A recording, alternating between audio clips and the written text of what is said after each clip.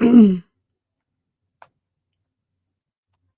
I think we're live. Let's see. Trying to confirm. It's been an absolutely crazy Sunday. I think that's what day it is. I don't know. It's been a crazy weekend. I feel relatively out of it. But that's okay.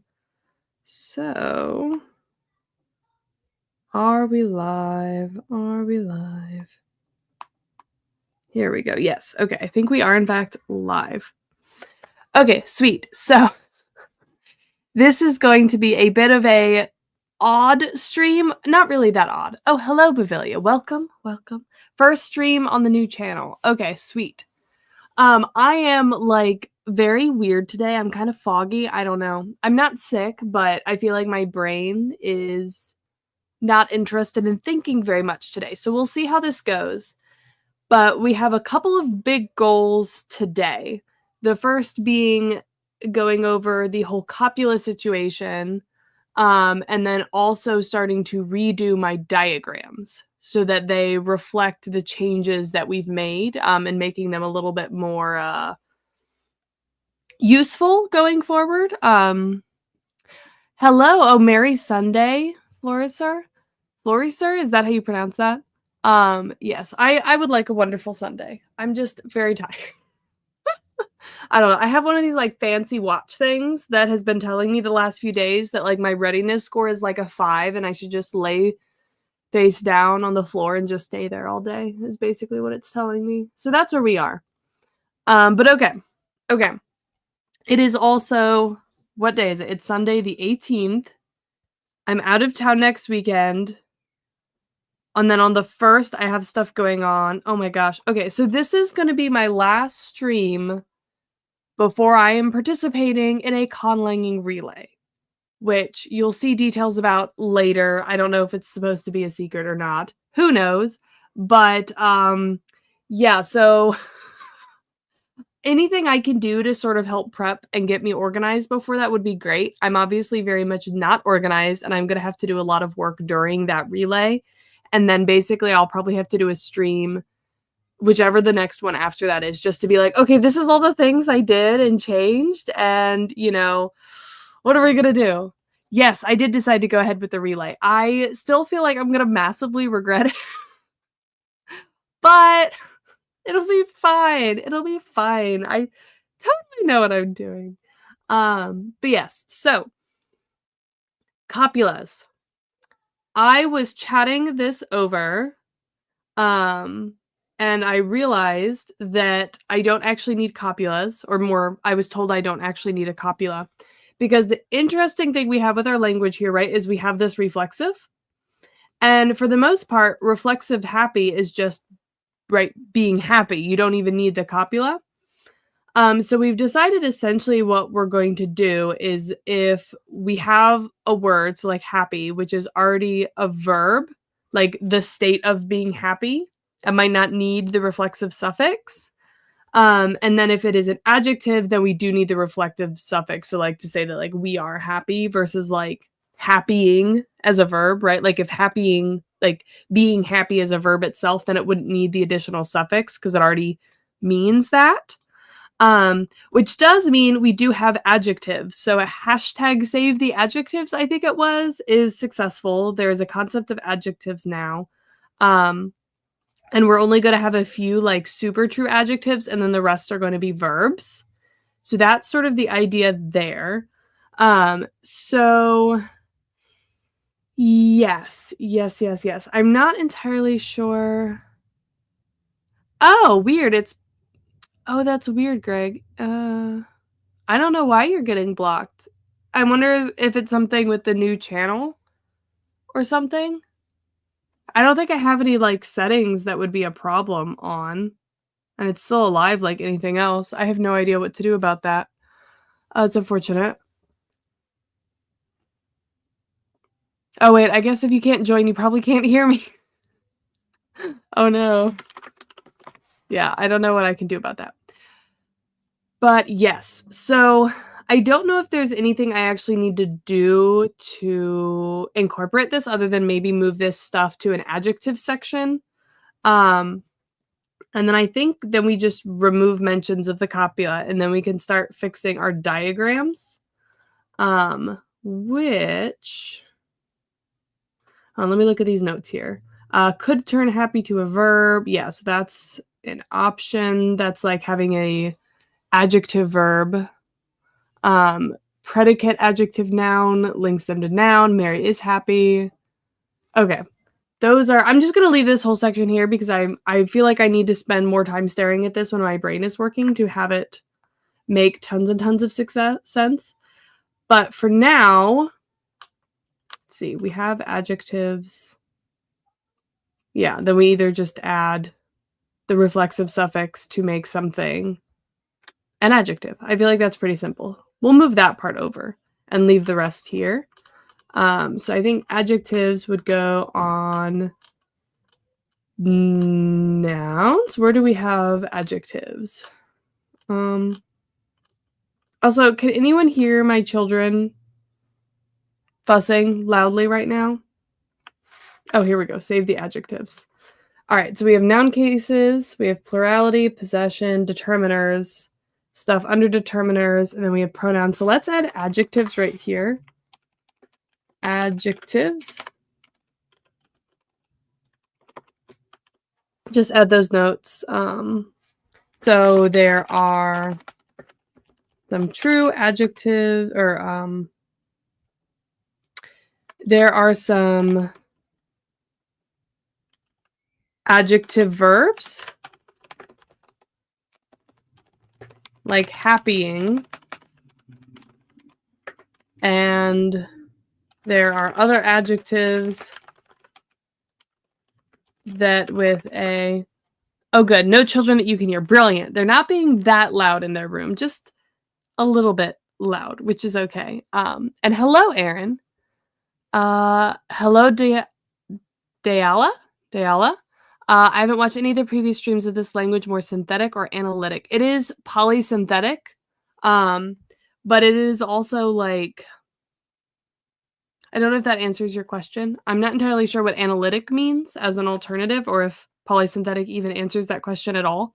I am a very beginner conlanger here, so I know very few things. So if it's not something I've directly interfaced with, I probably don't know what it means, and even then I might have forgotten. But yeah, we're working on, it's like a polysynthetic language that I made to write spells in. But yeah, that's correct. First vowel is the kit vowel, as you said. Okay, cool. Okay, polysynthetic answers it perfectly. I'm glad. But yes, we're just wrapping up a copula thing. But yeah, so they're adjective verbs, and then there are other adjectives that have our reflexive suffix to make them an adjective. There's a word for this, actually. It's not adjective verb. Let me go back down to our weird section and see if I can find if I wrote what it's called. Is that a predicative adjective noun?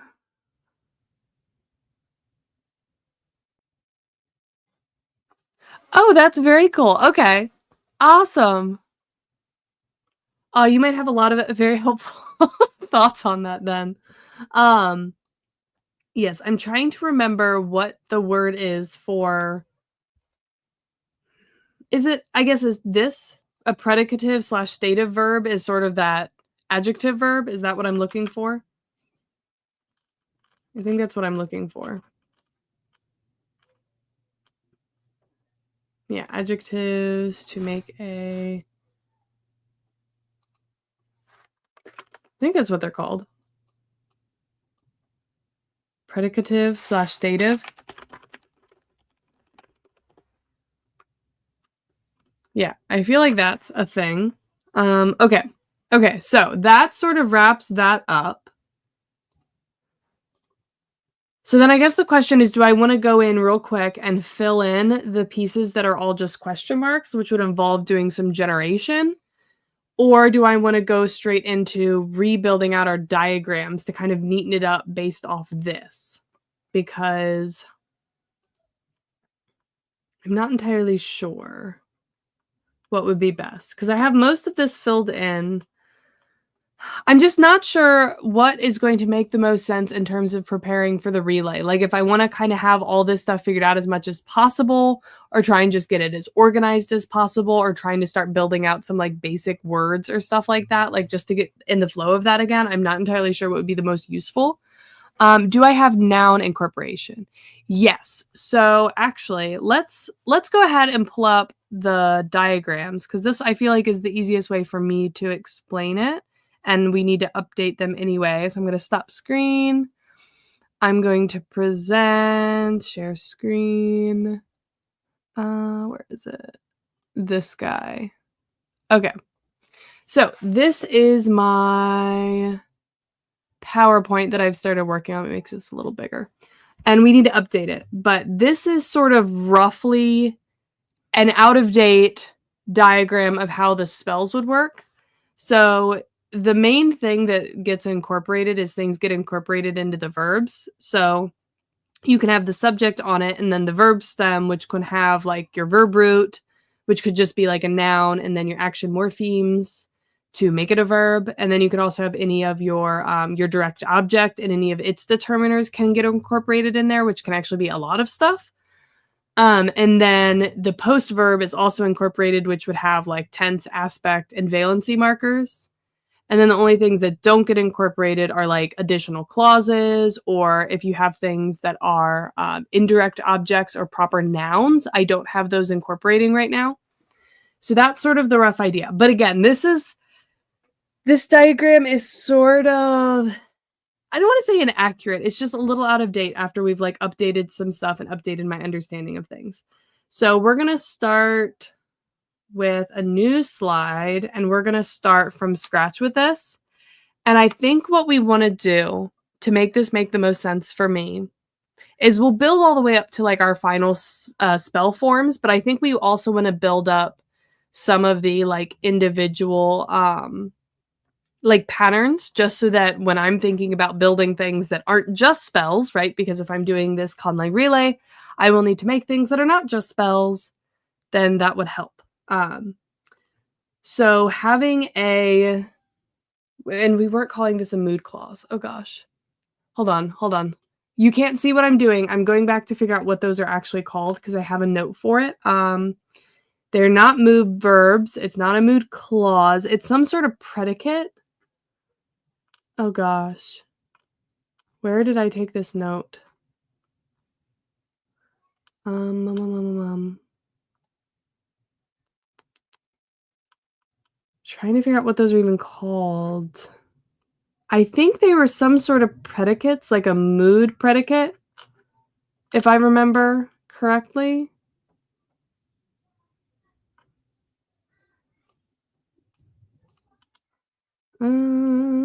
I think that's the case. I think that is. Okay. So what we can do is that can be a whole separate thing. Like adding in the topic marker can be a more complex thing. I feel like the most simple thing to start with is just like a basic verb, right? So let me start by copying this over.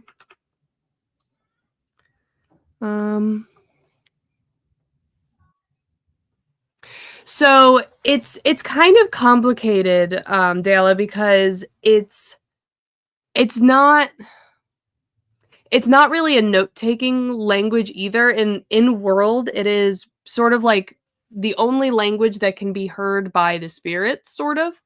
So you have to be careful about like how you say things and stuff. And there's also not a written language form of it officially.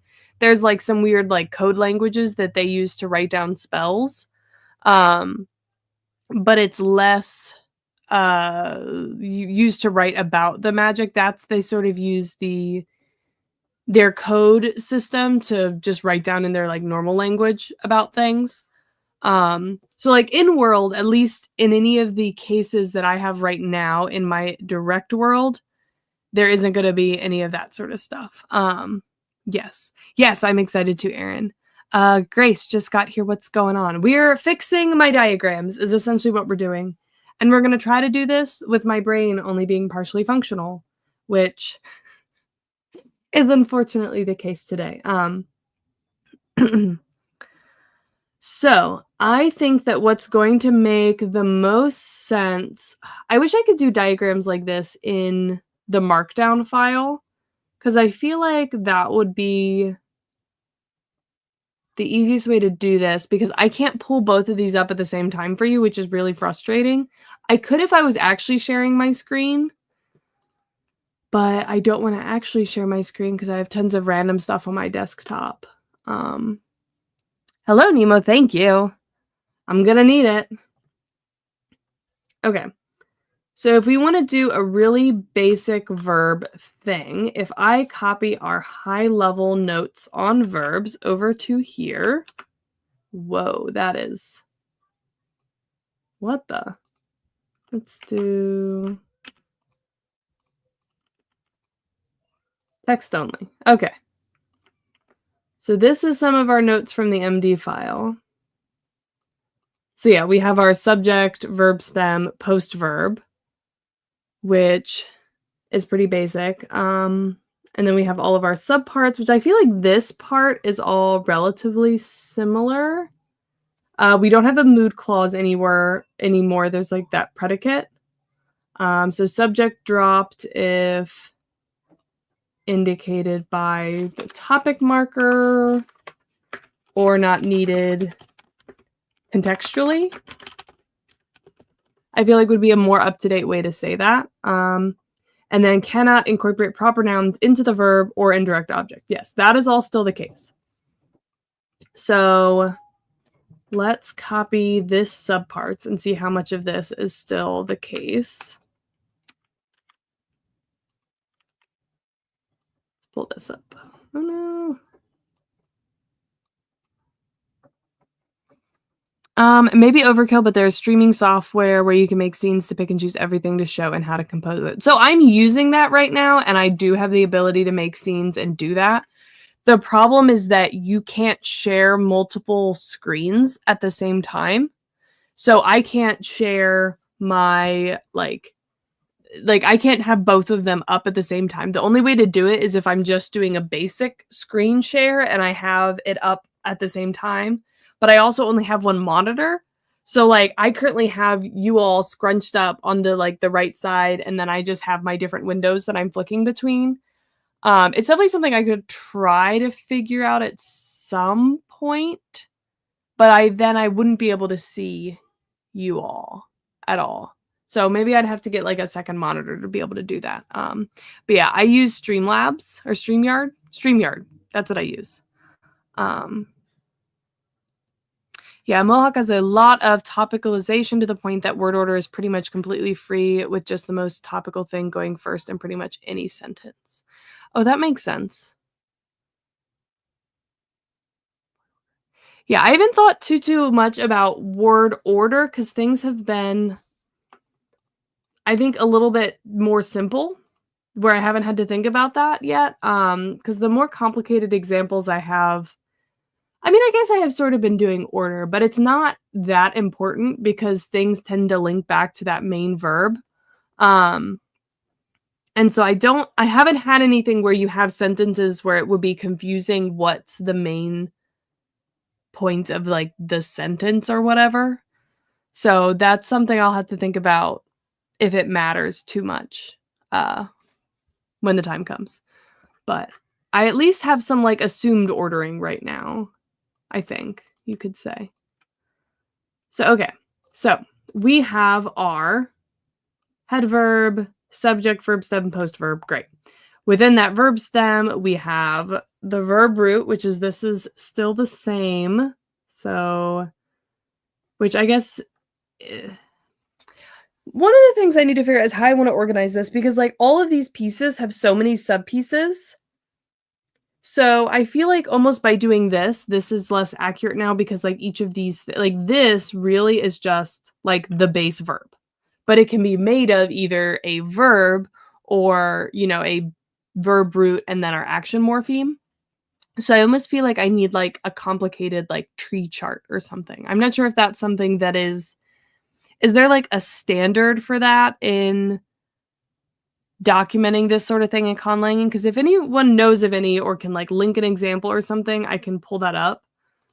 But otherwise, how do I want to display this? Because I like the idea of being able to see all the sub pieces with also their overarching labels. Maybe let me move these down here because we don't really need these right now. Because these are subparts. So this could really just be, whoa. We have our base verb.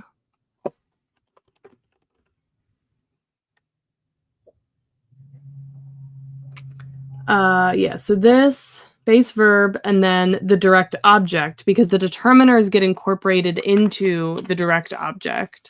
So base verb, direct object, and then you would have your post verb. I think this makes sense. Which has tense, aspect, intensifiers, adverbial phrases, all of that sort of stuff. Yeah. So tense, aspect, intensifier.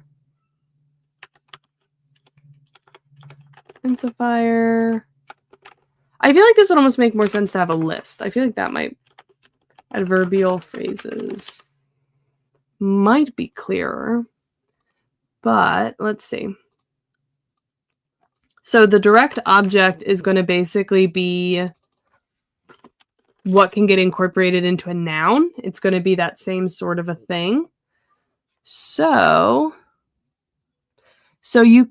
I've seen like Proto-Indo-European morphology, it's described as root and then optional ending and then suffix. Interesting. Okay. So you could just say something that the action endings, if that's what they were called, were optional. Say somehow that the action endings. Yeah. Okay. Yeah. That makes sense. So let me pull up our direct object. So actually we sort of have it all right here. Everything that can be pulled into a noun. Hello, Miles. Oh, joining before heading to the gym. Very nice. Getting the workout in. Okay. I don't know why I find it so hard how to structure this. Let's just basically have these.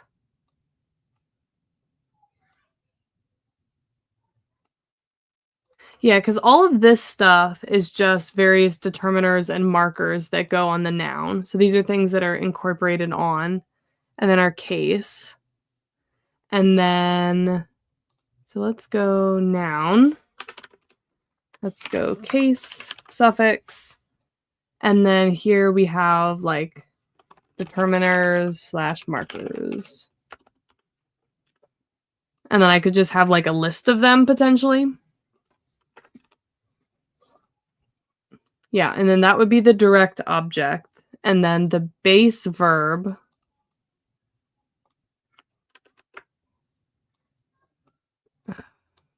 There we go. Base verb would have our verb root. And then our action morpheme. And that's sort of those pieces. So let's move all of this here. Move this over here.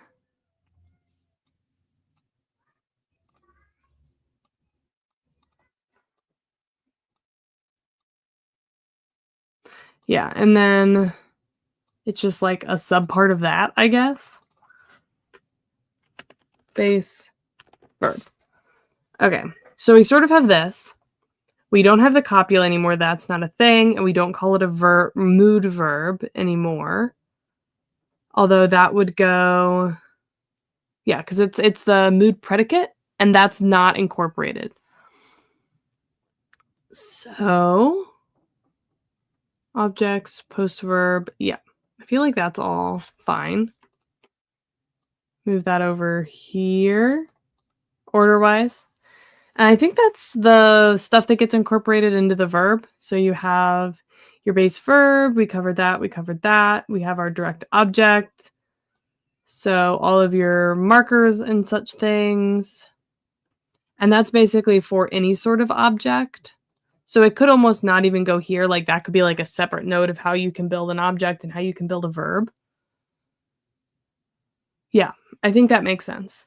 So then for our determiners over here, we have, let's do prepositional first. Prepositional markers. We have distributive determiners. We'll just say distributive. We have spatial. Trying to put these in order.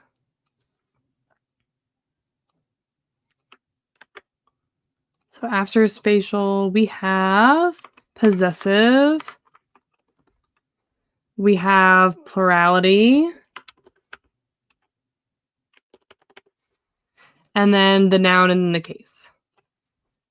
So that's basically it. So that would go over here. And then for action morphemes, that could go over here. This can be, let me check that up here for now. I think that's vaguely everything. Tensifier, aspect, tense. Yeah, okay. Okay, so I think that is roughly what that looks like. I don't even know how much of this we need to have. I mean, I think it's helpful for me to have like these parts of it, but I don't know if we're going to need too many other types of examples. But let's see what's next. Okay, so we've done the verb. We've done the verb stem. We've done the post verb. That's all great. So then in terms of things that are unincorporated, we can grab this. Well, do we need this anymore? No. I think we've kind of covered all of that. So we can move this over. And then we can pull in the boom. Yeah.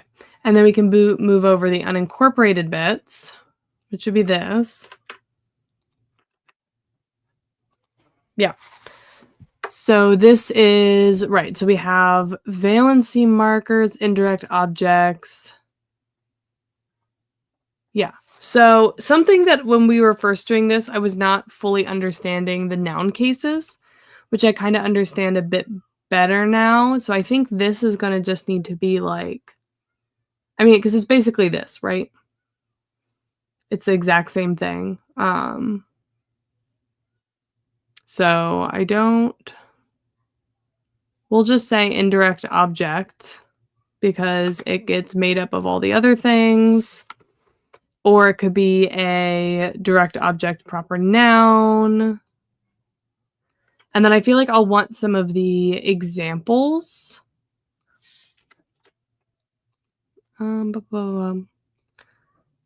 Yeah, sure. That's fine.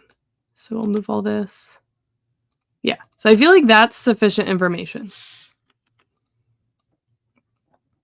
Okay. Yes. Okay. Okay. So we have the unincorporated bits. So then the other things we could add is how to add predicates, how to add this mood clause, or what this predicate clause. And a conditional clause isn't like this either. This is not necessary. And then we have the topic marker stuff. So, okay. Here's my thoughts. What if we go through and incorporate some little example pieces? So right now we have like this base example, right? We could come up with some examples of what this could look like from a translation bit just for these pieces. So what's a good way to do this? So sort of like, not like, I mean, I guess sort of like examples, but like where we have like a word and then what the pieces we'd use for it is. So like, we have a bunch of other examples down here, like this sort of thing, right? Where we have what kind of pieces you would use to build it, just to kind of show those examples. So what if we go and grab, it's like stir this liquid. That could be an example that we could do. Where stir and then it's proximal and then liquid, right? Where you have an example with, just a based verb. You have a proximal marker on liquid, so this liquid. So we could probably go back even further, right? And start like with nouns. Because I think that's the way we have the grammar base is like we have nouns first. So we could have just some like example nouns of how to build those at a high level. And then honestly, I could even stick those in the grammar instead of then leaving them in this diagram format, although I can put images in there. So that is something we can do. But let's copy this slide we're on now, and let's drop down to only looking at objects.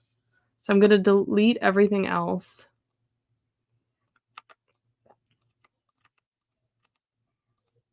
Okay, so we have objects. And if we wanted to go through and pull all the exact examples, we could pull like all those little, what are they? These things? We could pull some of these over if we wanted. Usually start with noun, then talk about classes, then numbers and cases. Okay, yeah. So we could go in order of the grammar, sort of, because that's essentially what it's doing. So, and I don't even know if this is still accurate anymore. I don't think it is.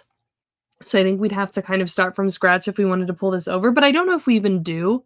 Because I think right now it matters less what the actual things are, right? Like what is the under prefix versus how do you construct these things? Yes, I think so. Plus this doesn't have any of the abbreviations other than like over here. So it's less useful. So it's kind of frustrating that I can't pull both up. I mean, I could try. I feel like it'd be really hard for you to see though, because I have to have the text so big anyway that I feel like it would be hard for you all to see both regardless. So maybe I just need to work on trying to get it all in the grammar. And then that would make the most sense. But yes, okay. So nouns, objects, right? So this liquid is one example, right? That's pretty simple. That's just one thing. So then we could go through like examples of other markers. I don't know if I would need to add more detail to this, like if that would be relevant, like what thing this is.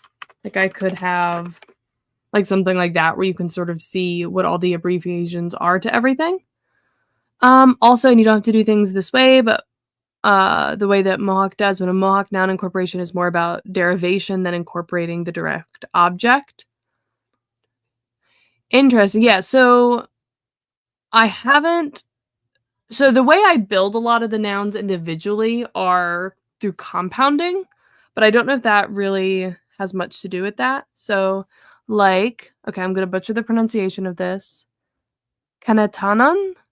Wiesne. I'm not going to try to pronounce that. I don't know what those symbols mean.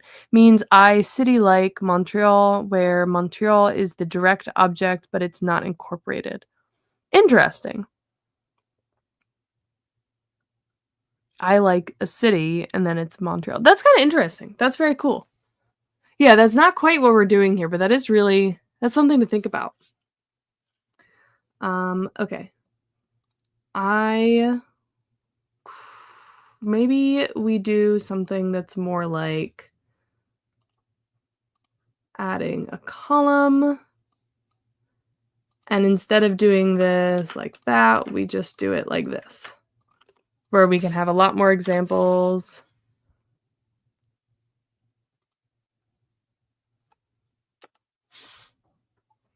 Okay. So then we could have what we're trying to say, and then we have sort of what that structure would be. Which, is there a word for like this? Like, I mean, it's like the abbreviations, but is there like another word for that part of it? Okay, so we have this liquid, which gives an example of doing a spatial example. So then we could pull an example with distributive, which let me pull that up. Pronouns, spatial, distributive. Oh, we haven't actually created any of the distributive ones. So I think I'm going to not list distributive here because we have the general concept of them, but we haven't created them yet. So instead, let's do an example with prepositional marker. So let's go back up.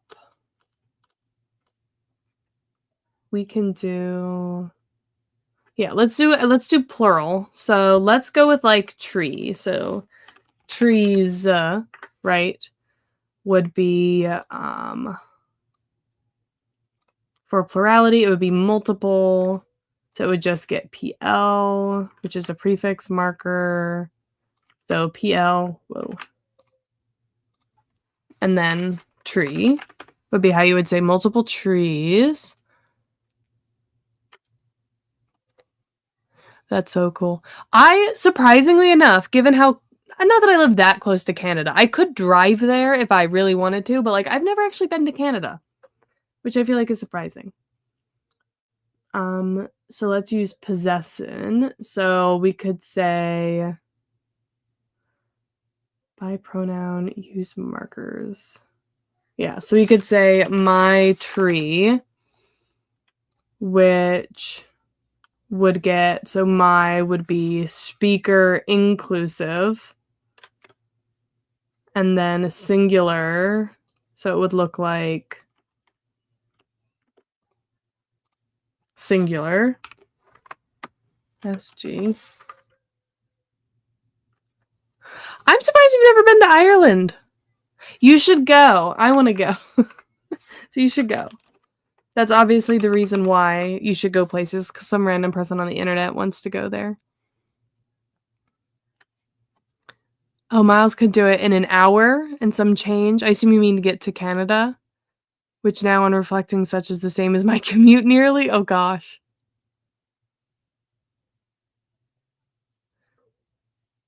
All right. Miles should commute to Canada.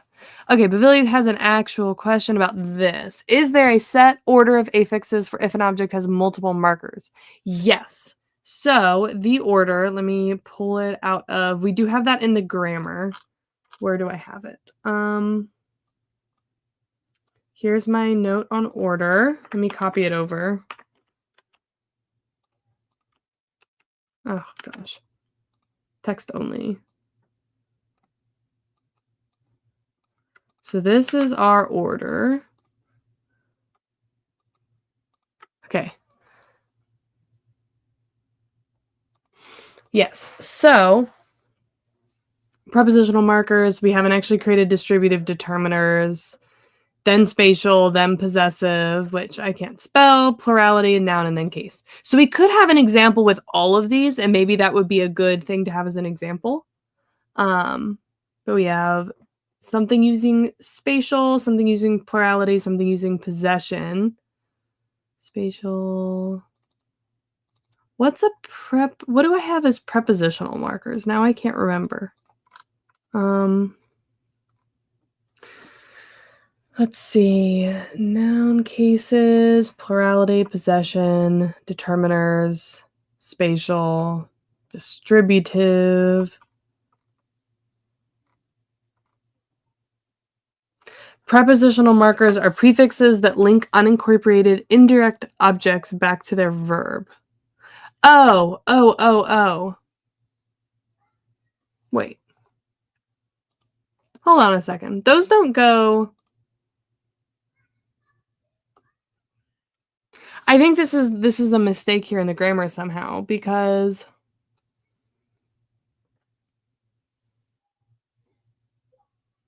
or maybe it's not.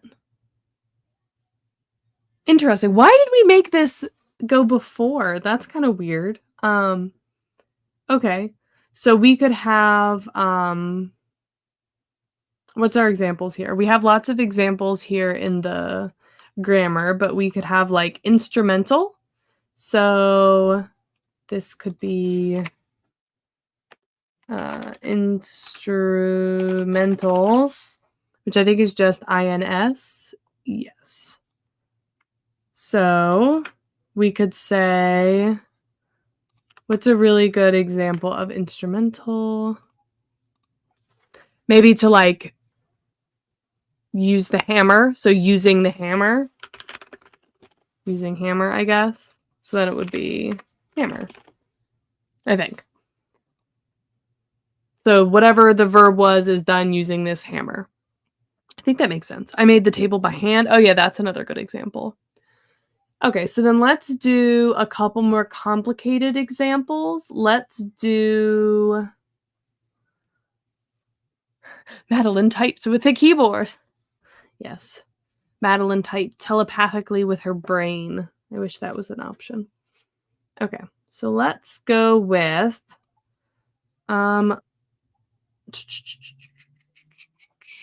let's use a different version of these. We could do like locative, so we could do behind could be something. So behind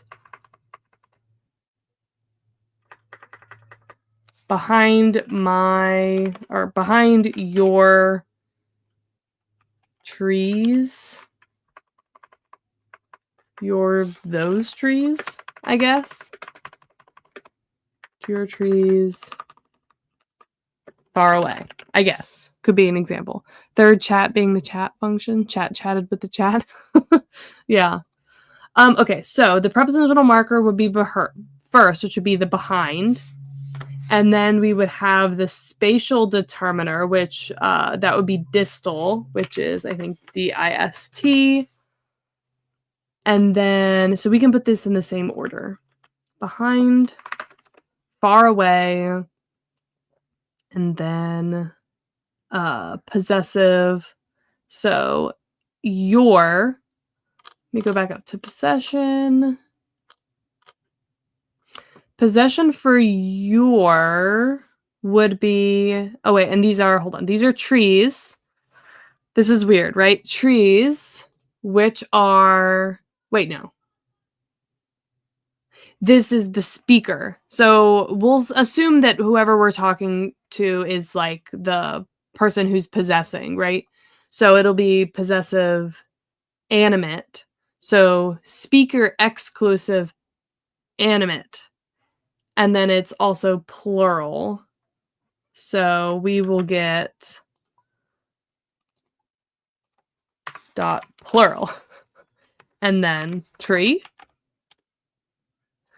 Clearly, you need to use that sentence that is just the word buffalo 8 times straight as an example. Gee, that's a great idea. Gosh. Punjabi has a weird fossilized grammatically dual kinda instrumental only for body parts, which is why I thought of example with hands first. Oh, that's cool. Oh, that's kind of cool. I like that. Okay, do we use all the pieces here? We have our prepositional marker, we have spatial, we have possessive and plurality, and then the tree. Yes. Okay. So then the next thing we could do, we could come up with maybe one more example, and then we could start using some cases. So what's another example? So let's go with something this, and let's use translating that buffalo sentence into your Conlang could be a fun challenge, though. It could be, except I just have to figure out what it even means. Because it would literally just be like whatever those words of speech are, it would just be that, basically. Let's use through or the perlative. So let's do through this. So this meaning proximal.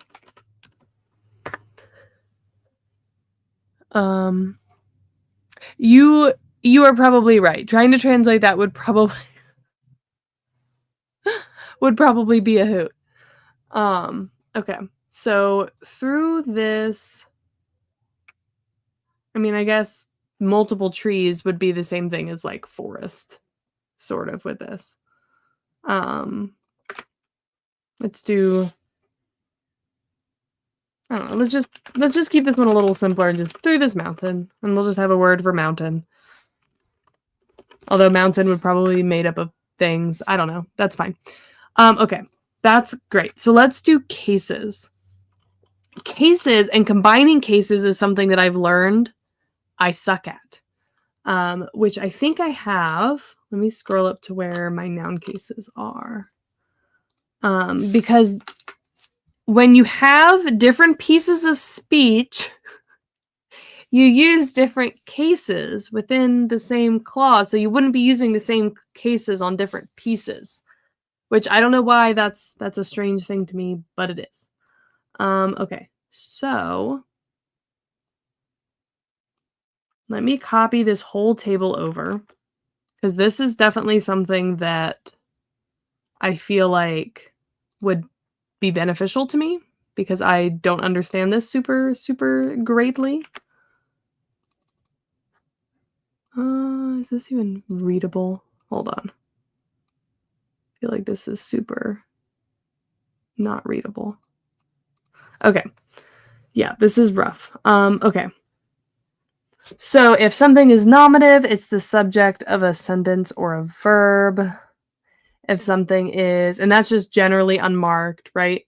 So then if it's indicates the direct object of a verb or the object of a preposition. Yeah, I think we need to make some examples with this, with these, because I think that's kind of confusing. So instrumental indicates the instrument or means by or with which the subject achieves or accomplishes an action. Although, how is this different than our prepositional markers for this? I guess it's sort of similar. Prepositional marker.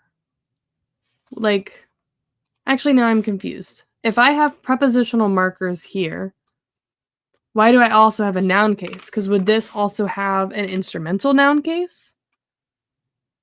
That doesn't make a lot of sense to me. Or, let's see. Yeah, so vocative I feel like is easy. That's just like, that's how you add a topic marker, person being addressed, whatever, whatever. So if we do a separate little thing here, I'll put it here. So if we had a noun, and then this was the vocative case, this is basically just saying that, scooch this up higher. So this would be the noun being addressed. Topic marker. Okay, so the instrumental would be attached to the keyboard, and the Madeline typed the example guide with a keyboard. Right. But then the prepositional marker wouldn't be. I guess I'm confused in what's the difference between the prepositional markers and the actual noun cases. Because I have, yeah, it's like assigning functions to a noun, which is great, but then what is the purpose of my prepositional markers? Because I know I have, they're more specific. I think they do, okay, wait, actually, I think I remember. I think this is just minorly excessive, because I think what happens is, like, this would still be instrumental, because the thing is, we only have one instrumental type for instrumental, right? However, behind, let me pull this up real quick. Behind is specifically of the type. Let me find it real quick. I know you can't see this. Behind is locative. So this, the tree, I believe, gets the locative declension. and specifically the type is behind, but the noun is still declined with the locative suffix, I believe. I think, yeah, it's like kind of double duty. Um, yeah, so they mark that it's incorporated, but it's all outside of the clause. Because if, well, it depends on what it is specifically, but if it's an indirect object, which I think is usually the case if you're using one of these, right? They're indirect because they're adding additional stuff, but it just they go on the noun to show how they relate to that. Hello there. um, yeah, I think it's just they're sort of duplicate information. Like you could have just this and it would provide all the information, but this just sort of makes it nice and tidy, and with a lot of these, you have a lot of examples. So, like, for locative, there's, like, 5 or 6 different locative options. So you decline it, and then you also have the little extra information, I believe. Yeah. Yeah. So per is through, which I think is, where's through? Oh, through is also is lative. So, but I think these both share. Yeah, it's still locative even though it's lative because they share the same declension. Um, yes. Yes, I'm glad we're doing this because look, I've totally had forgotten about this. Which actually makes a lot of this make a lot more sense because it is what we were talking about. It isn't some entirely separate thing other than so accusative, which or vocative. So we have vocative. So then I want to come up with examples of where we'd use the other ones that aren't like directly incorporated into these types of nouns that we already talked about. Oh, bye, Miles. Okay, so we have instrumental, we have locative, we have dative. Those are all pretty easy because they're part of the same type of thing. So we have vocative. So let's come up with an example. Let me just real quick type up accusative, and then we would have noun, nominative. So, okay. So nominative, which isn't technically marked, but I'll write that, just indicates that the noun is the subject of a sentence or verb. So I think, let me click back up here real quick. The subject is actually added as a prefix, but it's typically dropped. So if we were saying, wait, where were we? Here, okay. So if we were saying that, I stir, I guess, right? Something super simple. I stir. I would be the subject, and it would go, right? You'd have like whatever your verb is here, just to kind of think about where that would go to say that I am the subject of the, the verb, right? Used for marking subject. I feel like this is pretty basic for anyone that's actually familiar with this, but since those cases are contextual, your examples might be best written as a sentence with multiple nouns, each of which have a different. Oh, that's smart. With cases, you can leave the meaning to be context dependent, but in order to specify the exact meaning, you can use additional add positions. Yeah, I feel like that makes sense. So like these up here probably like could be optional. So like you could probably leave this off and it would still be really obvious how that works.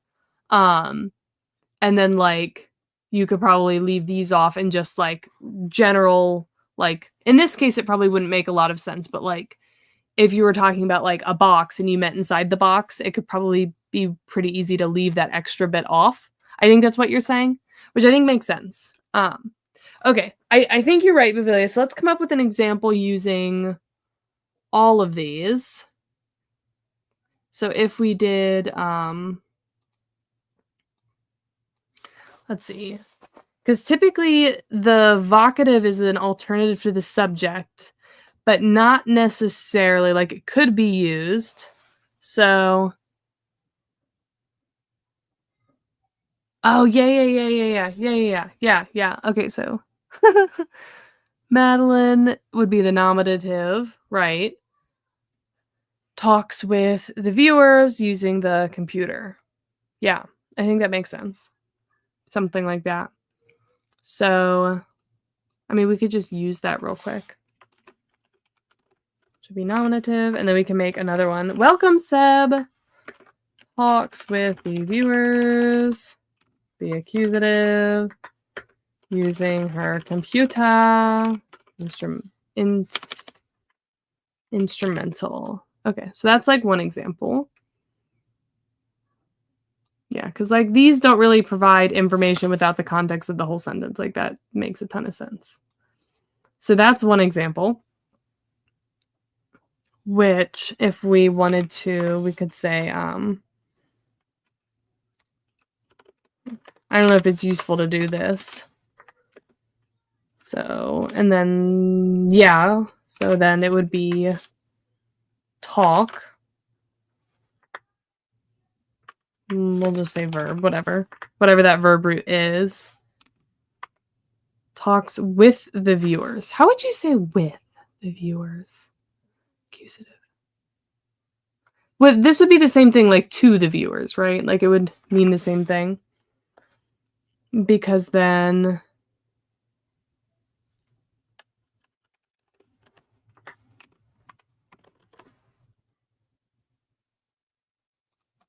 I think that's how you would do that. And then computer be instrumentative, right? I think that's, we had two spaces there, so it's clear. I think that'd be accommodative if you had one. Let me look. Let's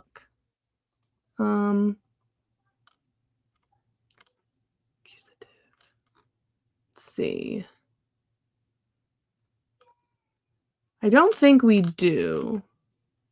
At least not right now.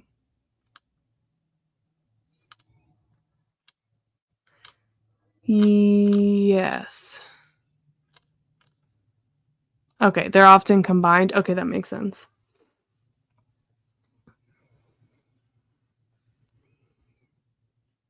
Okay. Yeah, so in English, both are expressed by with. That makes sense. So I think that sort of makes a lot of sense here, where this noun gets the accusative marker, which I think I wasn't doing in a lot of my examples. Because in a lot of like these, like, see, like plants, I don't have this as marked accusative in any of these examples. But I mean, so here's a thought though. The fact that it is incorporated into the verb means it is the direct object of the verb, right? Like that is just, you know that because it's incorporated. So accusative is probably optional, I would think, right? So like in this case, the accusative, you know, and in, you know, some cases the subject is also optional. So I feel like I probably wouldn't use most of these that often other than these last three. And then it would just be like if I really need that extra information to make it clear, I could add that. Because if the noun is at the beginning of the verb, it's the subject, right? So you wouldn't necessarily even need the nominative there too. So you could probably even drop the nominative if it's incorporated, right, as a subject. And you could probably drop the accusative if it is incorporated as the direct object, right? Like which side it's on tells you which role it is. So I feel like it could be optional to have those. Okay. So she gave the dog a bone would be an example of dative. This is accusative. You know what I mean? So she, in the nominative, gave the dog, it could be dative, a bone would be accusative. And in this case,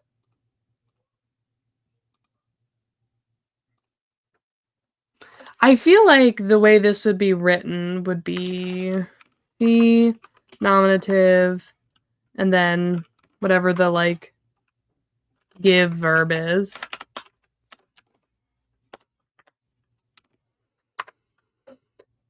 I feel like a bone and then to the dog, but is that close enough to the same thing? Like,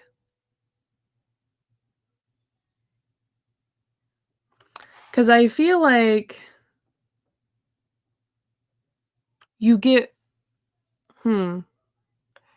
which one being the direct and which one being the indirect object. I wonder in this case how much it matters. So, like, could you, like, giving a bone, right? Because I feel like you're giving the bone, that's part of that verb. And then to the dog would be out external. So I feel like that would still be, like, I feel like it would still be this.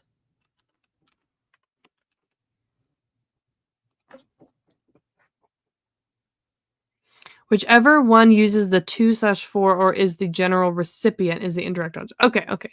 She bone gives to the dog. Yes, okay, yes, okay. Then I am thinking about that correctly. Yeah, so it would be this in my structure. Let's see.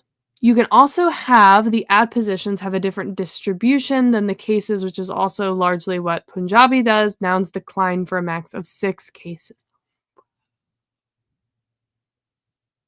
That's a lot. That's a lot. And there are 15 postpositions that encode stuff like accommodative, genitive, and essive, orientative. Oh, yeah. I don't have any of those things. Let me look up what that means real quick. Interesting. Yeah, I have a feeling that when I get around to this relay, my mind is going to be absolutely blown with how to incorporate all these things. The nature of having these cases makes it so the sentence order matters a lot less because the case identifies which one is which, not the order they appear in the sentence. Okay, that makes sense. So, like, in cases where it is incorporated, I don't even know how much I would necessarily need them, right? Like, I might just need them for side cases, right? So, like, if, actually, here's a good example when I would need that one. If I were saying, here's a good example. If I was saying,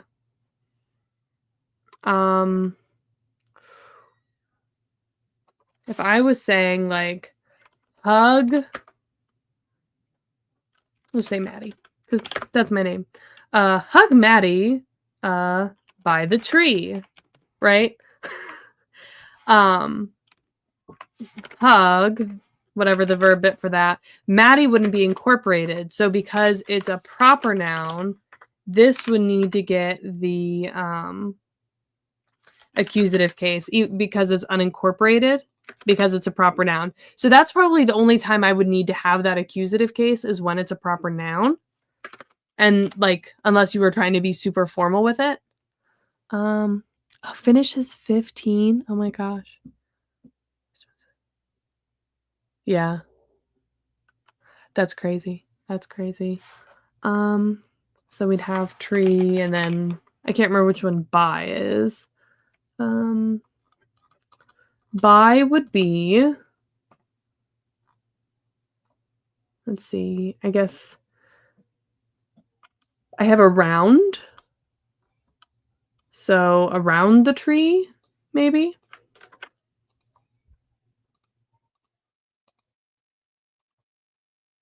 Yeah. So yeah, so that's probably when I'd use accusative, is really only when there's a proper noun, which makes sense. And then for nominative, I mean, we use, I don't know if I'd ever need to use the nominative. It might make more sense if I get into more complicated now, like clauses or like additional things, then I think it might make sense. But I feel like in these cases, I don't know if I would ever have to have the nominative. Tree. Oh, you're right. Good call, Pavilia. Yeah. So this would go here, and then it would be locative. Yeah. Which I feel like this is one of those cases where having a specific marker there probably isn't necessary because it's like, about the tree, you know? Like, in that, over there-ish, I feel like would be sufficient. Let's see. In cases don't get incorporated with the noun into the verb, right? So I think they could be. So like in this case is incorporated.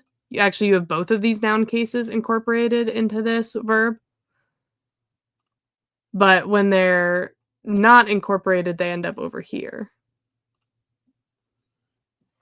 Okay. I think this makes sense in terms of nouns. Delete rows. Yeah. Like this makes a lot of sense. These are some good examples. Look at these sentences. That's going to help me so much. Let me just add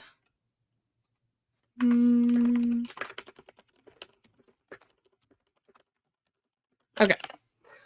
So we have nouns. So then what were we going to look at first or next? Probably, I mean, at that point, we're getting into verbs. So if we go back a slide and we get into verbs, I guess we'd probably start with the base verb and start building out some base verbs. Oh my gosh.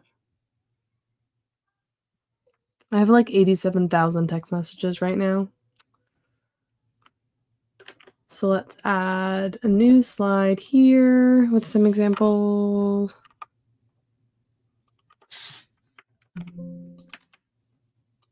Okay.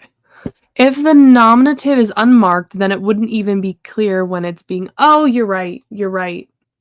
Yeah. Yeah, because it's just unmarked. Ooh. If nominative is just unmarked, that means that everything else has to be marked.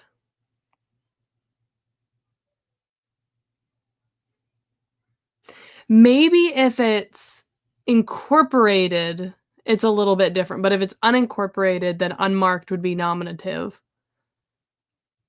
Because like how it's incorporated kind of tells you what it does, and then it doesn't really need the case, right? Not necessarily. Okay. That's true. It shouldn't really be ambiguous. That's a good point. Yeah, I'll just need to remember that. I'm just gonna not add that note because it doesn't make sense. Yeah, context is powerful. True. Okay, so on to the base verb, which we would need our verbalizers, which I can scroll down to our... Oh, I do have a note that I need to fix these, but...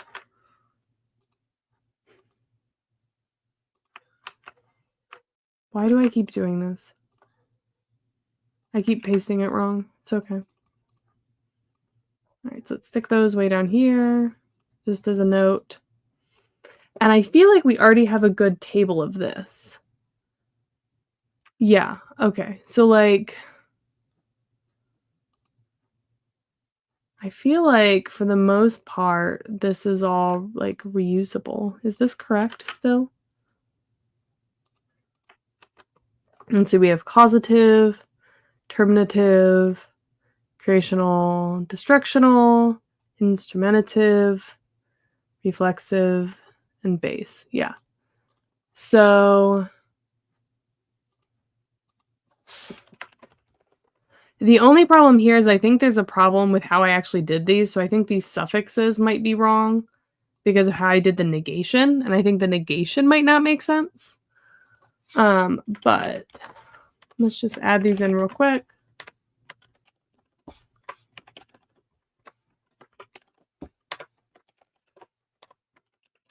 Yeah. Okay. So this is our action morphemes. I guess we can use these examples to an extent, but let's grab this. Put that over here. Although honestly, really what we had here is sufficient. Like that's really sufficient.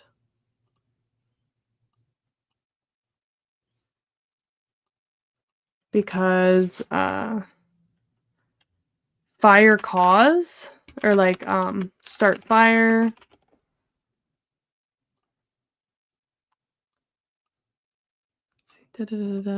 Yeah, start fire is just fire cause, right?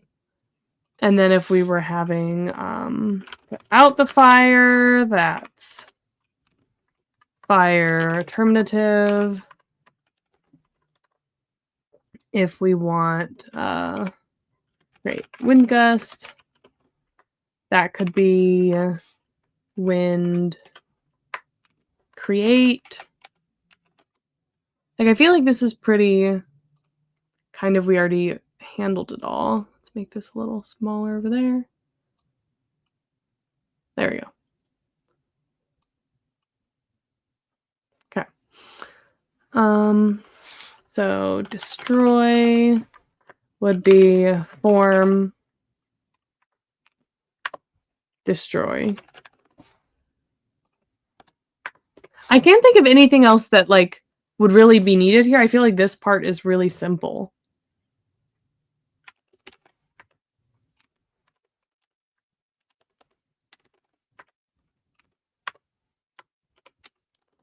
Let's see. It may be worth using the same verb root for all of your examples here to make clear the distinction between things like cause and create. Oh, that's interesting. So what would be one that would work, that you could do all these, that you could create or cause? Yeah, because that's hard, because it's like, what would be something that you can both cause and create?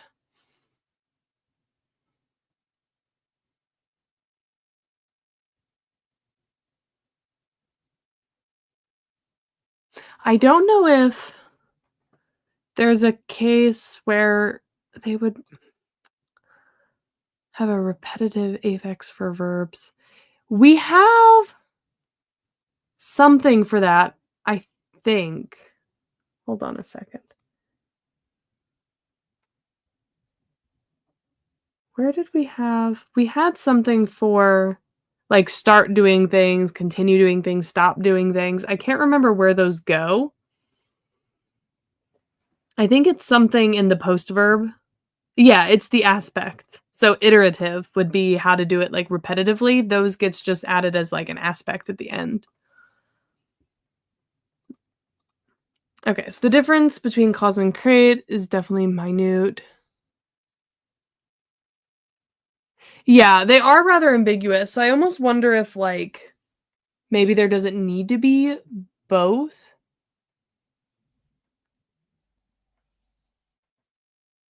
Stop or create. I feel like, right, like maybe me having both of these is just a like Englishism of thinking about those as two different words. To cause something, to create something. Because I'm trying to think of a case where like they would mean different things.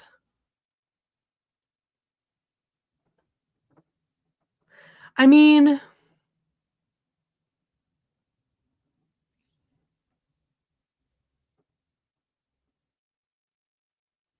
it might be more to do with the way that the nouns are built, where they make like they're a little bit simpler. Cause like what if like if we used heat as our example, right? I don't know if that'll work for all of them. But if we cause heat, maybe that just means to warm, whereas create heat means to like create a fire. That could be a difference, right? So then terminate the heat could be to cool, whereas like destroy the heat could be to like put out fire. I could see that being a difference here. Yeah, I think it could still mean relatively redundant, could be worth merging, cause to fall off of a cliff. Um, yeah, because I don't know if they really make a lot of sense. Like, because even then, you could just have different words that mean those things, like, I feel like warmth would be a thing. Create heat could just be the same affix, but with fire instead of heat. Yeah, like, they could just have different words there. Yeah. Cause or create. Why did we decide to do that?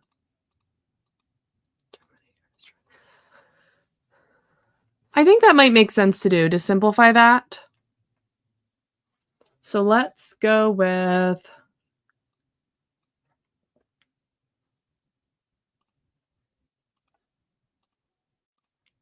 and it's gone.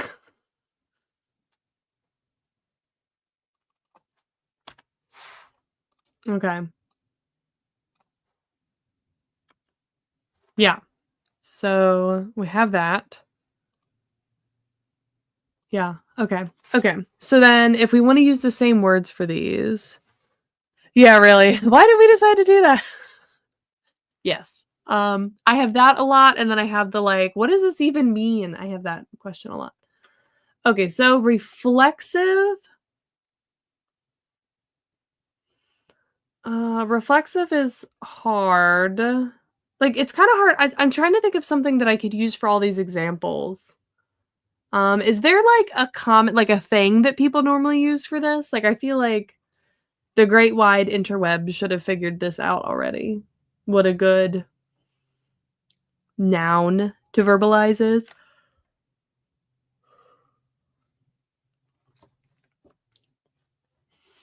'Cause it has to be something that you can do to yourself.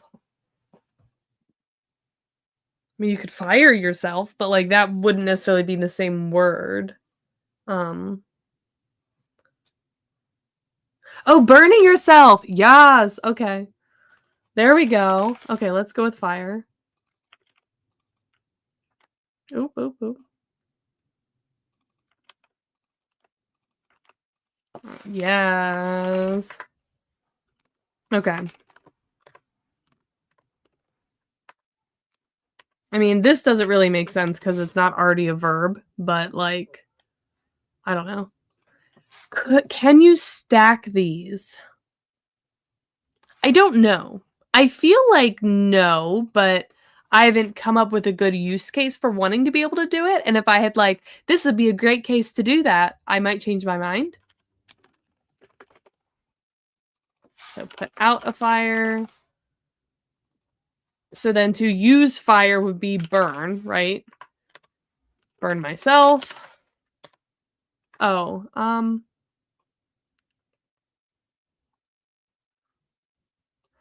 maybe, like, if you can burn, right? Like, if I can burn, like, I am burning, right? Something like that. I'm not sure how to say that in English, but and Mohawk you can, so it's definitely possible. Yeah, like, it use fire could be cook. Oh, yeah, yeah, yeah. Burn could be cook. Putting out yourself when on fire, that's true. But then the put out yourself when on fire. Yeah, yeah, actually. Hmm, I feel like fire as a base would just mean burn, right? But then, I don't know. It's reflexive fire could be fire as in fire the clay. Yeah, if you weren't talking about, like, because it could be reflexive on the subject, so it could be, like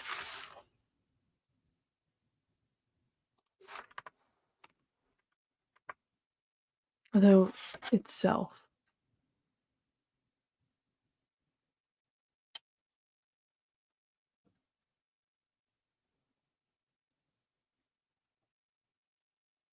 I feel like this would almost be like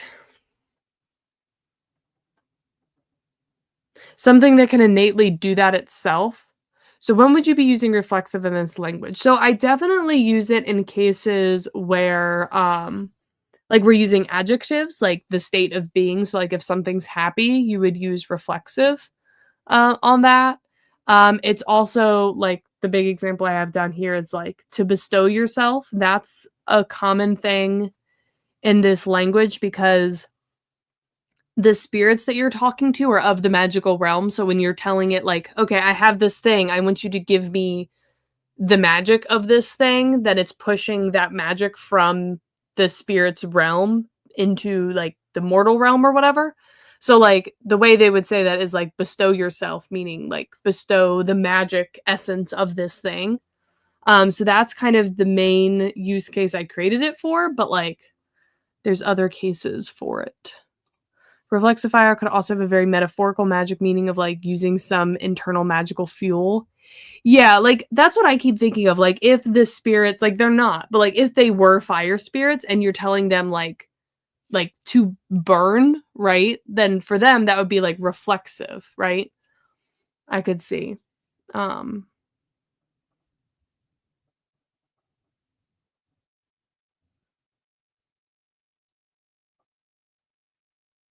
let's see. Could be for a reflexive pronoun as an English self. So she threw herself to the floor.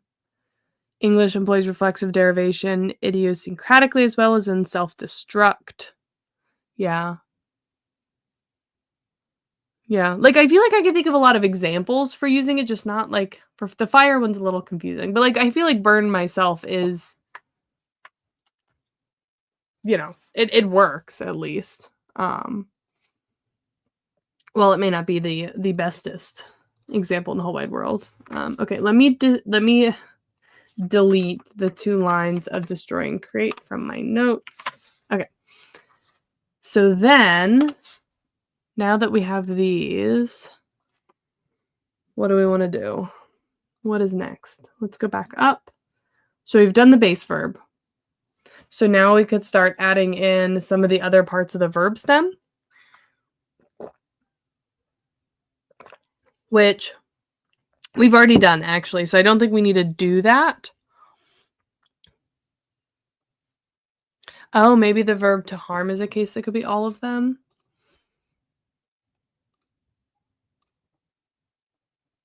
Where even were we? Why am I so lost? Here we go.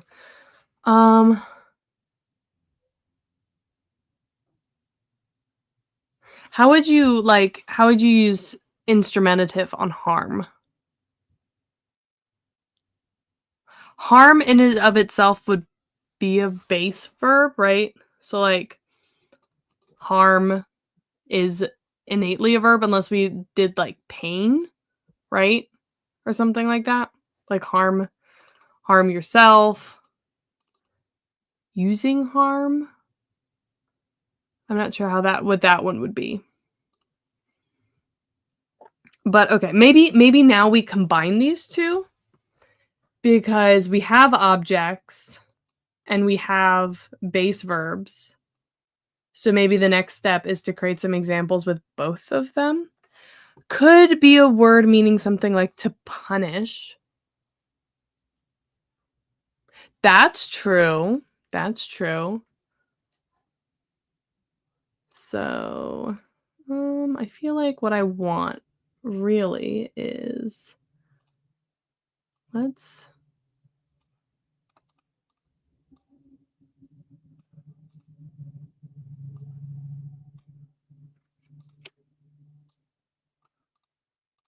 so if I bring this over here,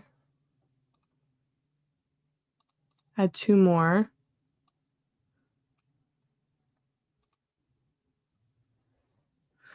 Yeah, like most I agree with you, Dale. Most of these like wouldn't necessarily make sense to do,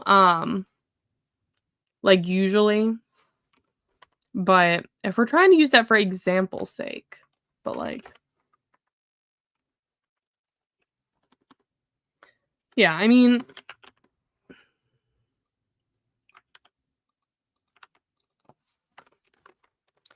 not a bad thing to have another example. Punish.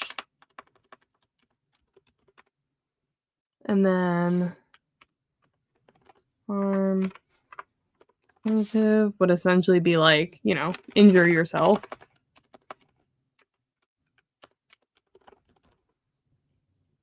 And then harm base.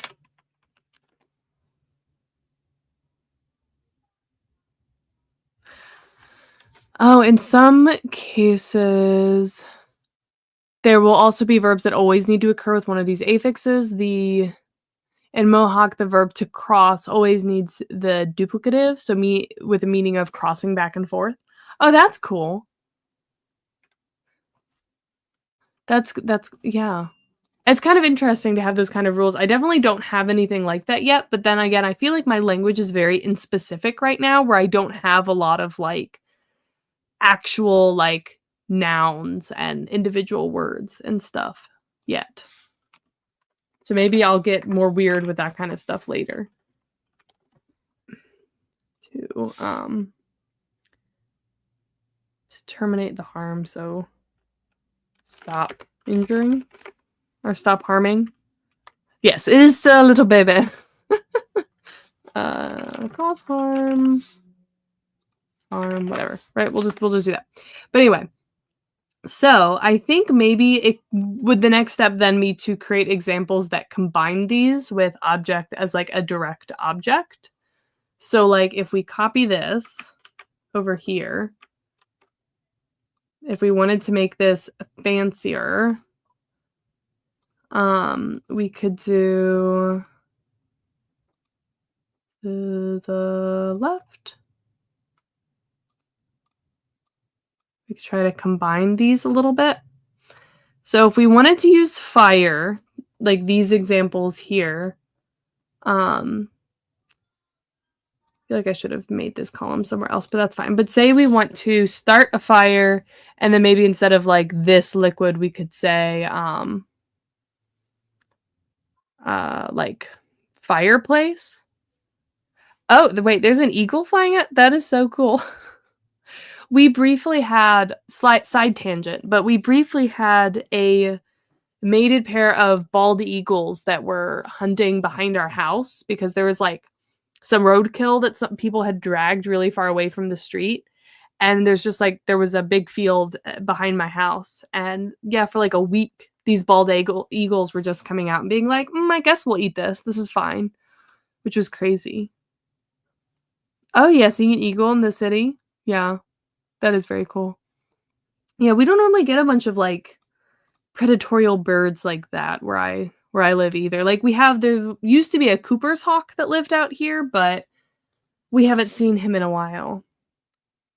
But okay, so if we wanted to use examples with these, then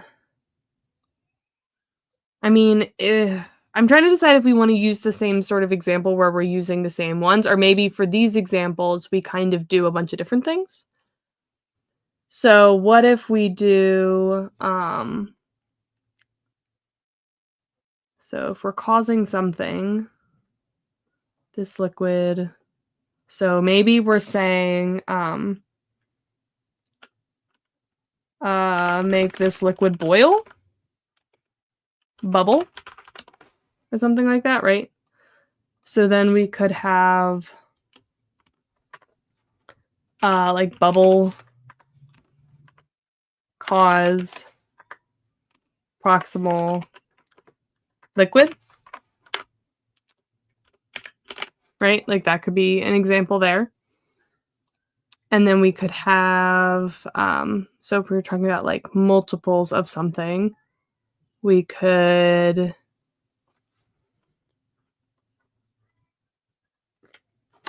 what's a good example? Using terminative to stop multiples of something. This is the type of stuff that my brain is just struggling with so hard today. It's like, what thinking? Fire burn and cauldron bubble. Yeah. Yeah.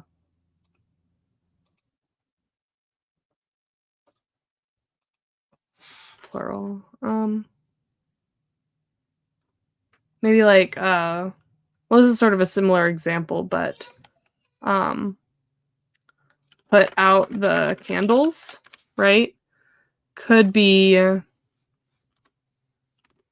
fire, terminate, plural, candle. Could be an example there. Okay. Something belonging to it. So it could be, I was going to say bring my book, but that's actually more complicated because we wouldn't use bring by itself. It would be like move the book towards me or move my book towards me or to me or whatever. So let's just do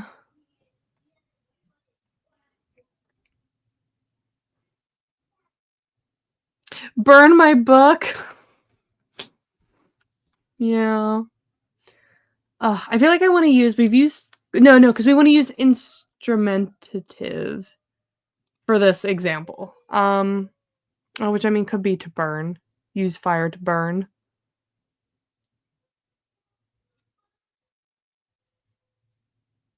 Yeah, we can do that. Fire, instrumentative,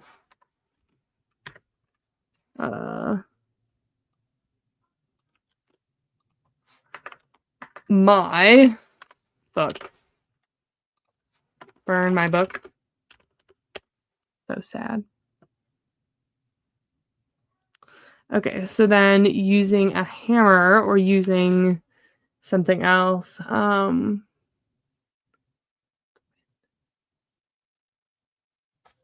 I feel like we could say like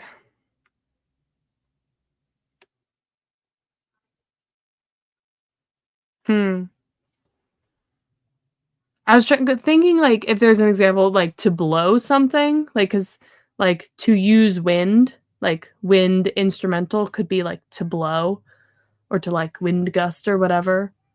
But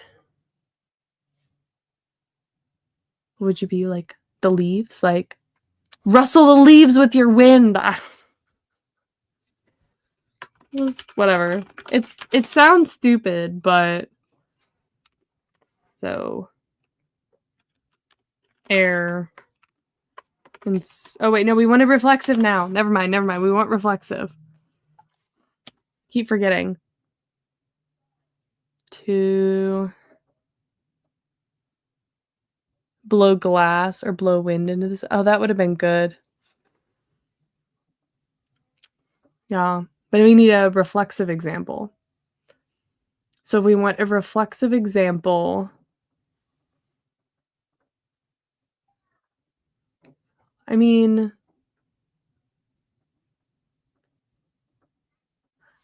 actually, yeah. So actually, if we wanted to say like blow wind into the sails, this could be an interesting example of this could be both instrumental and reflexive because it's like, you know, using of your own air, like using your air, I guess. Yeah, maybe.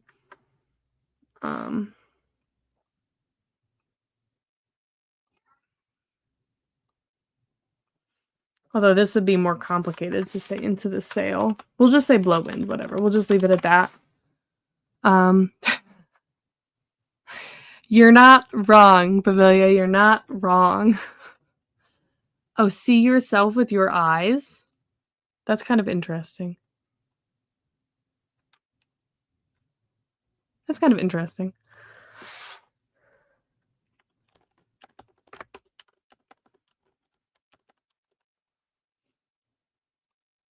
Oh, wait. No, hold on. Let's use an example that uses this. Behind far away your trees.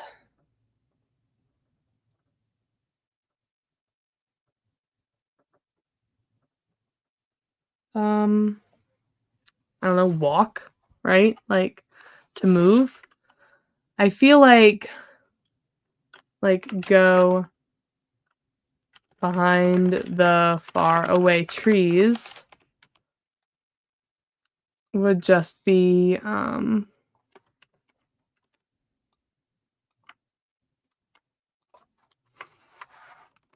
don't know, something for, like, move, right? Hide. Oh, I like that. Hide. So hide. I'd have to how would I even say hide? Trying to think of how I would even build that verb. To hide.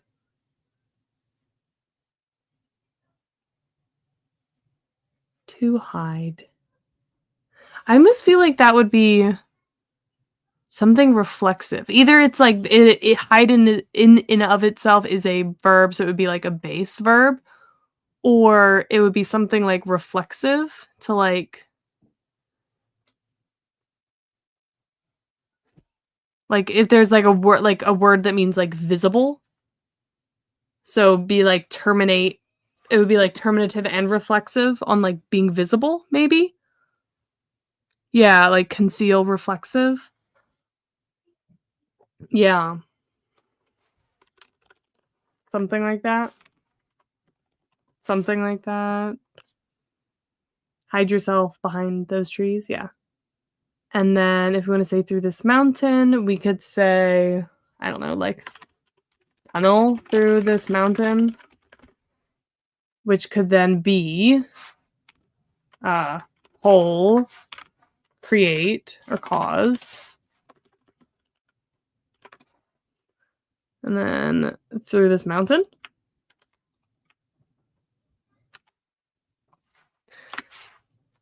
So do you have to build the verb from a noun? So you don't have to, but for the most part, I've been trying to, if I can build it from a noun, I have been doing that. I don't know if that's just because I think it's interesting, but like stir is like one that I had separate, but it could make sense to have delete column. It just be like a base one. So like hide could be a base verb, and that would still I think make sense. Because you're probably right. Like you are definitely right, even though doing this is kind of cool. I think it's fun. So like, well, I mean, this isn't really. This is more like conceal. Like, I don't know. Because conceal in and of itself is sort of a noun, but yeah, like hiding yourself, whatever. I think even if this is a base verb, like even if it's just like hide, I think you'd still want the reflexive.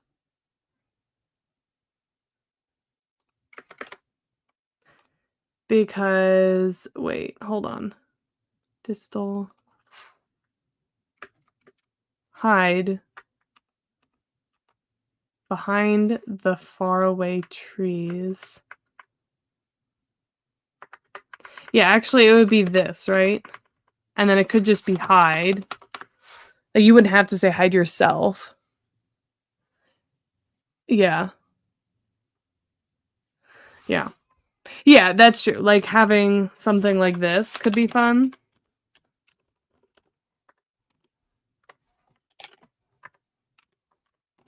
And the thing to think about here, too, is that the only people that are like fluent in this language, right, are the spirits themselves, which wouldn't talk like they can't talk to people, right?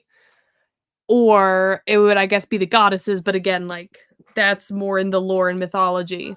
So people who actually know this language that would know the normal ways to do things have no way of expressing those things. So I think there would be a lot of inconsistencies in like how individual like witches and stuff would think of how to ask them to do things, right? Like they would take pieces from other spells and stuff to form new spells. So I could see like something like this, right? Where like the word to hide maybe they just didn't know that one, right? Because again, no one's fluent in it. It's just like random stuff being passed down through various lines right now. So like if you didn't know the word hide, maybe that is like a base verb, but maybe you would say it like this instead because you do know how to say that. Which I think is part of why I think it's just very like not subjective, but like there's no way of there being like a normal way to say things or like common ways to say things, because anything that's in a way that it can be said, especially if it reuses lots of other pieces, would be what some people would do, you know? Um, which is kind of weird in terms of a language in general, but I don't know. That's also a thing with polysynthetic languages, is that new ways to express a thing are created by speakers all the time. Yeah, and it makes sense because like you can just shove so many different little pieces together and it's very fun. Which is part of why I wanted to create something like that for this. Like I wanted a lot of ambiguity in this language where if you don't know exactly what one thing means, like with all the little building blocks, it can be hard to figure out what something is actually saying. Um Yeah, yeah, because it's just, like, throwing the things together and what it's saying, which I think is gonna make, depending on what this relay looks like, could be really weird to translate it into this language. I don't know, I feel like it's gonna be weird, but maybe I'm crazy. I don't know. It will be fun. I think I'm gonna vlog it even though I don't need to make a vlog for the relay. I think I'll make whatever, like, video I need for the relay after the fact, which just shows, like, this is what I got, this is what I translated to, this is what I did. But I think I'll do a full relay vlog, sort of, where I kinda show what my, I don't know, mental processes are, also so that I can go back and watch it and be like, "What even did I do? Why did I do this?" Um, okay. So we have the verb stem examples. So the next example case would be adding a post verb onto a verb. So we can probably, why is this not copying? We could probably do a whole new slide. And also, I'm probably gonna like try and cut this off at 3 because my brain is not braining super well. Yes, this is the same relay that you are. Yes, this is going to be that relay. It is going to be less cursed this year, and less long, and less crazy. So it's going to be great. Okay, so we want to have examples with different tenses, different aspects. The intensifiers we'll have to see, because the main reason I have the intensifiers is to go on the imperative. What are we calling them? Predicates, I think. I can't remember. And then I haven't actually ever created any adverbial phrases, I don't think. So let me go into the code.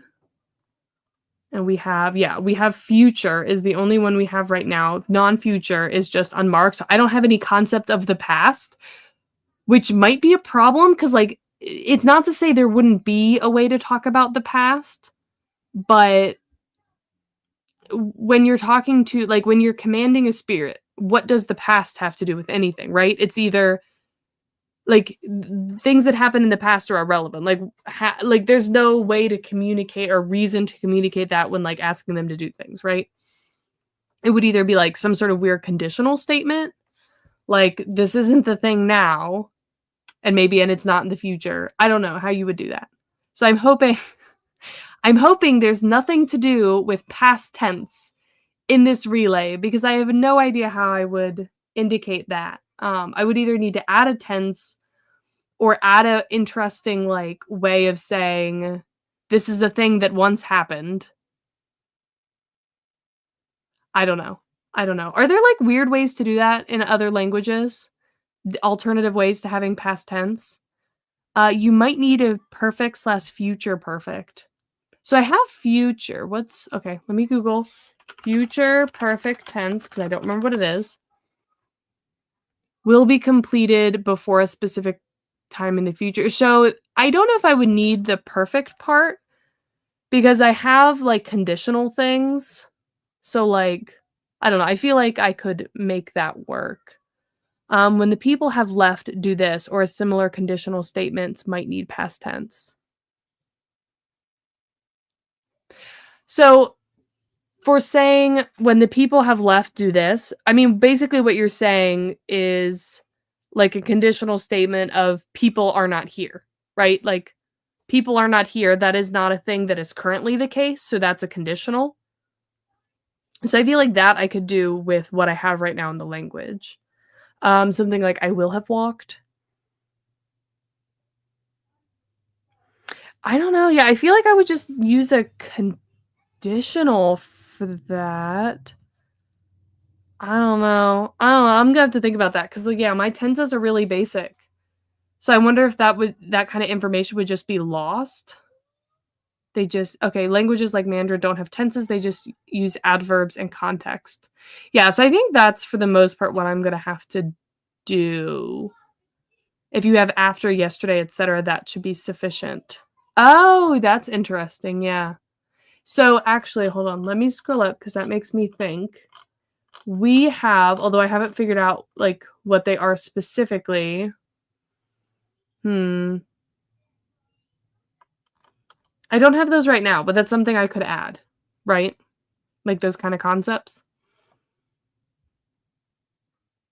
Because time is also a problem. If there's anything to do with time, I'm gonna have a problem. Because like they're spirits. They don't have the same concept of time as people do. And I don't want to ruin this whole thing just because I'm like using some like language for creatures that don't have that concept. I don't know. We'll see. I'm just gonna not think about it until it's a problem. And then when it's a problem, I'll just cry. Okay. So let me pull my aspects over. Here we go. In Punjabi, the word for yesterday and today is the same. That's cool. I like that. I feel like mine is going to have to be similarly unhelpful in that regard. Okay. So we have our main aspects. Oh, yesterday and tomorrow are the same. If in doubt, add loanwords. The loanwords from what? Ugh. I don't know. For a Conlang, it's just, I don't know. I feel like this is rough. It's rough. Okay. So let's pull this example table over. Okay. So then I feel like we can just have things like I feel like stir is a good example that we used here because it's just like it's a base. So stir base. Oh gosh. And then for aspects, we can have iterative. So stir repeatedly. Stir base and then iterative. And then we could have, let's see, beginning or starting. So start stirring. We can have stop stirring. Oh, what example did we use here? That's actually a pretty good example. Stir until the liquid is clear. And then we can have stir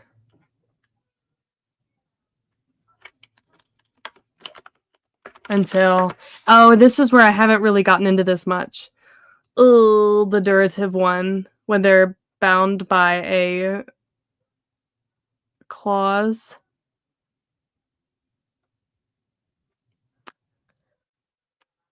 Oh gosh. Yeah, this is anything with those where you have to pull in more clauses is complicated. So let's just say stir until, just say nighttime. Stir until, oh wait. Delete row. Okay. So I'll have those as our examples.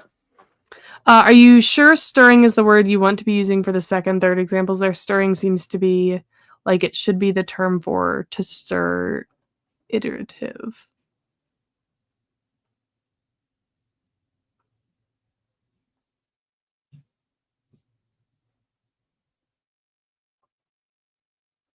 I'm not following what you're saying, Pavilia. Because I feel like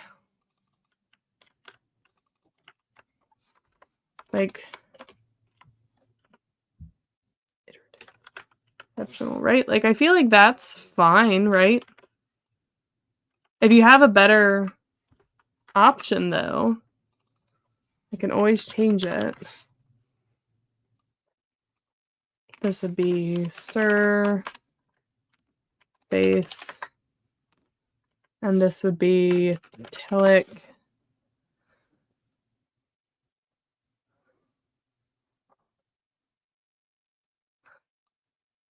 I don't know.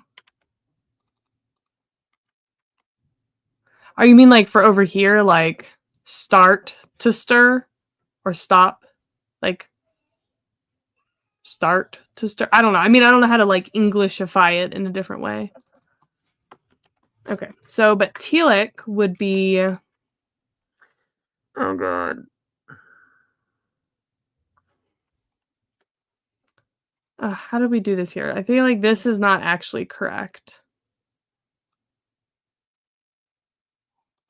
Oh, wait, hold on. Telic or durative aspects might not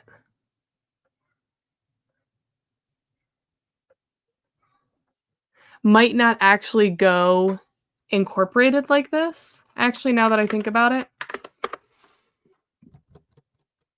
Because saying, like, stir until isn't a thing that you can say all by itself. So I think this would actually have to go in a different conditional clause. So what we'd have,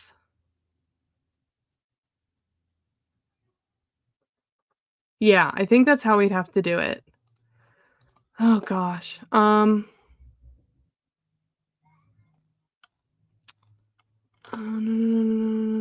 trying to remember.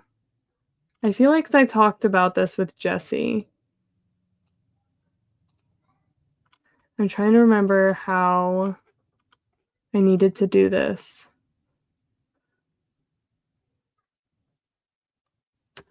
Okay, hold on. Let me copy some random notes into here so that, ooh, there we go, so that we can look at them.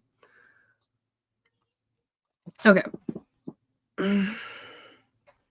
So what we would do, the solution is clear. So the problem is I don't have a concept of time.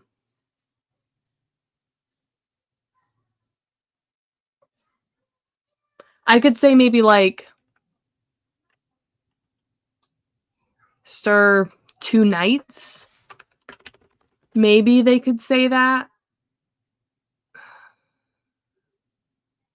But then you'd still need the 2 nights to be, would probably not be incorporated, right? Like,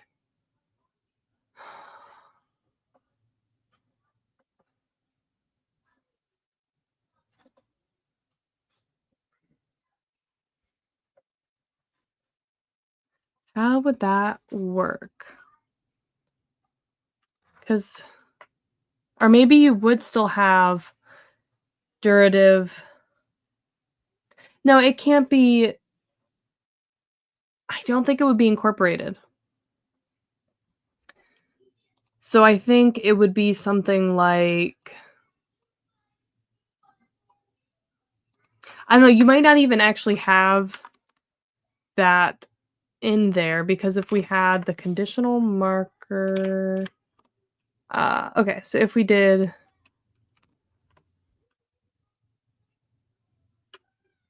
let's say we have a word for nighttime.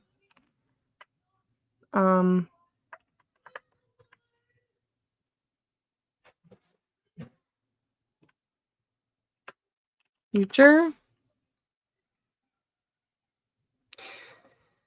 Maybe pavilion, maybe. Because if we have the conditional clause would be nighttime future. I think this would basically be until it is night. As is.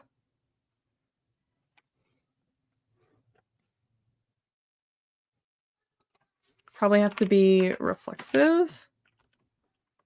Being nighttime.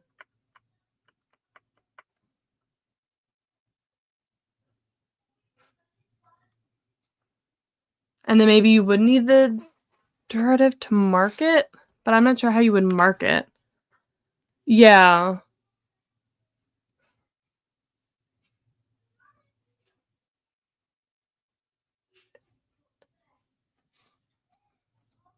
Yeah, maybe it wouldn't need to be reflexive. Yeah. Because I was thinking like being nighttime, but that doesn't necessarily make sense. So stir. And then maybe like, would we do that? Or maybe we could incorporate that whole thing. But this is not a direct object, so it wouldn't be incorporated. Duration.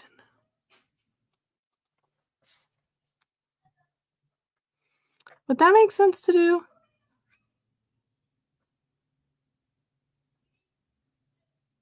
Maybe? It would either be like something like this. I don't know. I'm going to add some stars here, and I'm going to think about that later because I probably need to figure that out. But I think this one is similar where you're adding a conditional. Yeah, I don't think it would be incorporated either. Because you might not even need the derivative. Like having just this by itself might be sufficient. Potentially. Nighttime future. Or night, I guess. Night future. I wonder if I would need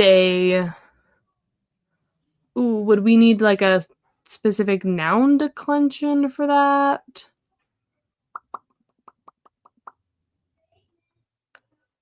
Maybe.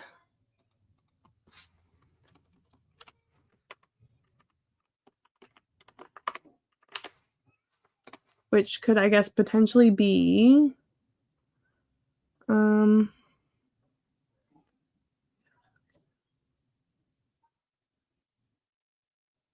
yeah, I don't really have a thing for that.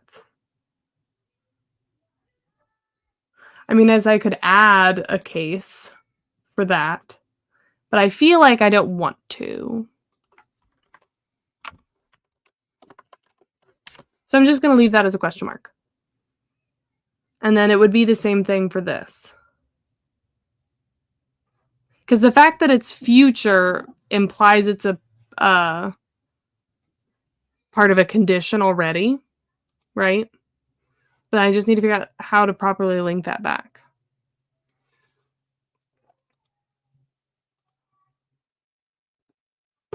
Yeah. Okay. All right. I'm going to think on that. My brain, I think, is hitting the extent of what I can think about right now. So I think I'm going to call this stream now and do some serious thinking on this. And then, yeah, let me look at real quick when I think we're going to be able to do another stream. It won't be next Sunday or the next Sunday. I think, it's the 18th. Okay. Yeah. I don't know when we're going to do this again. I might have to fit in like a Wednesday night or something. Otherwise, it might not be until the 8th, June 8th. I think we'll do this again, which will be after I will have finished with the Conlang relay, but I won't be able to talk about it specifically, but there will probably be some stuff we'll have to clean up after the fact. But yes, I hope everyone has a wonderful rest of your weekend. Rest up if you need it. And if I don't talk to you before, all of my relay stuff. Wish me luck. Hope I don't die or, have to give up. That would be great. But yeah. Yeah, I will see you all in the next one.